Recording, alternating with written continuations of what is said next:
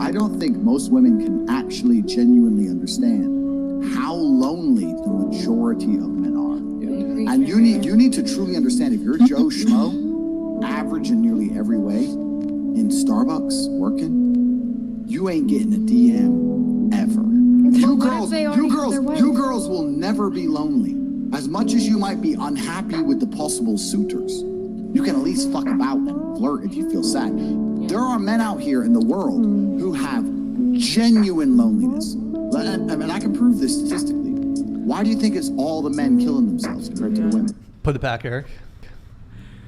Do you guys want to give a quick reaction to that clip? I think that's what he said was valid. Dead ass, because I have 8 brothers. I'm the only girl out of 8 brothers. Mm-hmm. And you have 8 brothers? Yeah. All like any step brothers or just? Yeah. So my mom has some and my dad has some. Okay.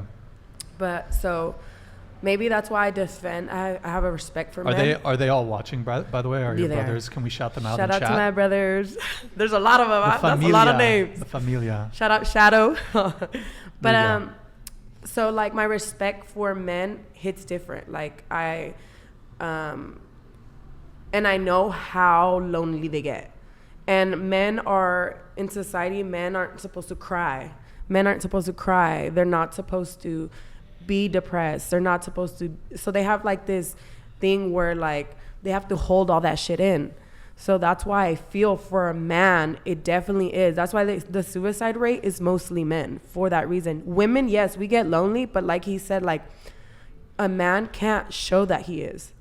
So for us, we can show it to each other so we can get help. A lot of men have to not be feeling that way, you know? So I believe what that guy said. That shit was facts and valid like a motherfucker. Did you want to come in on this? I saw you. Oh, you know what's so funny is that my ex-boyfriend, when I saw him, he told me that he watches Andrew Tate and it helped with his depression. So I feel like that's like, that's a fun fact. I guess it's right. Like I think men, they're not allowed to like show their emotions, and I think like back to the point of feminism, like I would want like the negative societal norms on men to be switched. Like they should be able to express how they feel, and it's like they really can't. So it's sad. Okay, ex-boyfriend, like, is that why you guys broke up? He started watching Tate videos? No, I mean, I'm like pretty chill, so I was like, I don't know. You guys want to hear a story? I was like talking to this girl, right? Yeah. And I told her I told her something about Tate, and she's like, "Oh no," and then she canceled our date because I mentioned something. Yeah, guys, don't. If you like Andrew Tate, don't fucking bring that up to a girl, because like, bruv. Anyways, whatever. Okay, Cheyenne, did you want to? This is just a random, like, genuine question from like all of the talk right now, but like, it just feels a little off for us to talk about like wanting traditional men and like them to fill those roles and like no painting nails and no dresses and things like that. But then to say like, yes, they should be able to cry, because I think crying is one of those things that is labeled as feminism or like something more feminine that men are traditionally and societally taught not to do because it is for women. And so for us to say like, yeah, that's so sad, like they have nobody and they can't cry and there's such a high suicide rate, that also goes into society's role of not allowing them to embrace those things, and it comes down to the toxicity of it all. Oh, yeah, and I do think society, that's the reason why. I do think that's absolutely right. Like men don't have as many people there for them, or they're not able to express that in that same way, but it comes down to us breaking down those roles of society, not just what we want and what we don't want.